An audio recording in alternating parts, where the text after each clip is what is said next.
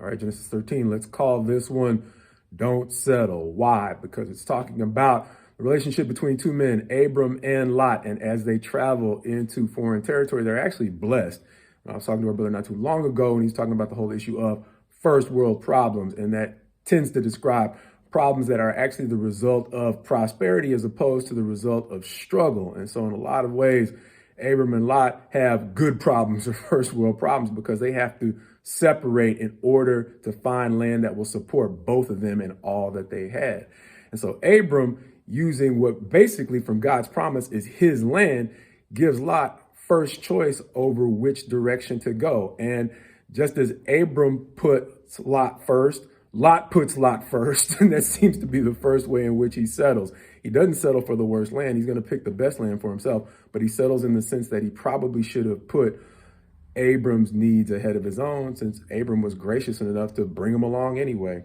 And in verse 10, it says this, he also compounds that with another potential mistake.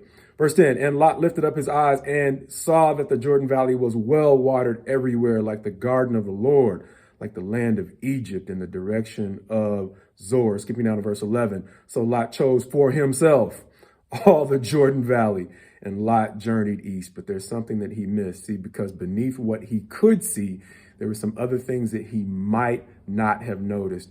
In verse 13, by now we're seeing that he goes as far as Sodom and Gomorrah fame. And 13 says this about the people there. Now the men of Sodom were wicked, great sinners against the Lord. And so the first thing to understand for us is the need to ask God to help us see beneath the surface. Because see, that might not have escaped Lot's attention, but it might have. And to the degree that it did, there are going to be circumstances where each and every one of us are going to need God to help us see beneath the things that are visible. Why? Because in settling, Lot ended up suffering quite a bit. Why? Because by the time we get to just the next chapter, we find out that Sodom and Gomorrah gets invaded by a number of kings, and Lot actually gets taken off and kidnapped as a result of that invasion. Chapter 14, verse 12.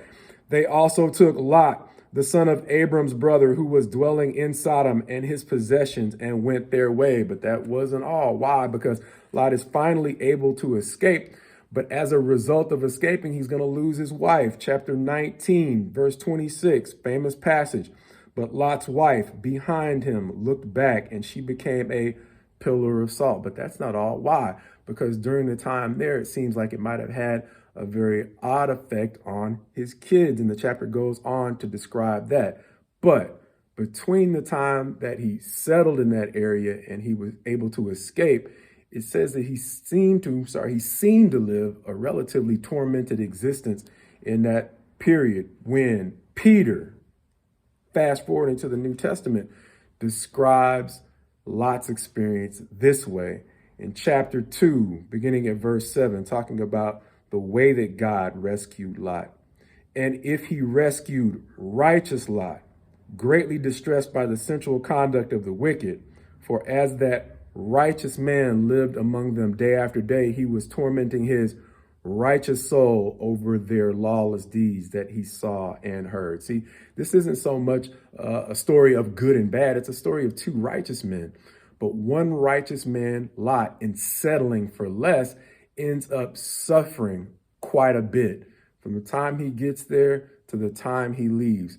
This is saying that he is tormented by his existence there. And then in getting out, he loses quite a bit when he loses his wife and has to deal with the after effects on his family. And ultimately, when we are making decisions, if we can have any encouragement from this story, hopefully it is to once again, just as we talked about in recent lessons, it's sometimes important to take a step back and ask God to help us see beneath the surface of the situation, whether it's a process that we're going through that we need to tweak in order to perfect it. The bottom line is we can avoid the difficulties that come with settling for less if we can ask God to help us see, and then him also give us the courage to move forward with what he shows us. Because there's sometimes he can open our eyes to opportunities and we just don't want to go through that door because it seems like it's a difficult way. But may God deliver us from the suffering that comes